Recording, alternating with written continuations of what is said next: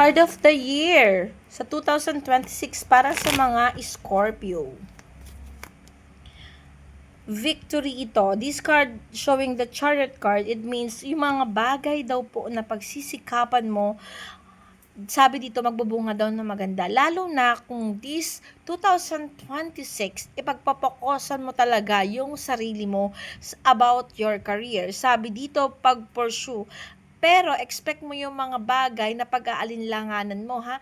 This card showing kasi may mga bagay na kailangan ko i-pursue. Pero nakikita ko dito na medyo may pag-aalinlangan ka. Siguro sa mga opportunity paparating sa'yo na sabay-sabay or sabihin na natin na may mga bagay na kailangan kang pagpilian. So, this card showing na i-grab mo lang kung ano yung mas makakatulong sa'yo, mas kampante ka, and then nakikita ko dito, kailangan maging matatag ka din kasi merong mga injustice din na mangyayari sa'yo dito, kaya may pag-aalinlangan akong nakikita.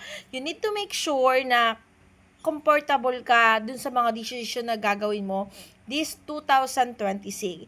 I-priority mo yung sarili mo, i-priority mo yung iyong career sa 2026, lalo na 2026 is a beginning. No, this card showing kasi pag-pursue, lalo na pagdating sa finances para sa mga Scorpio.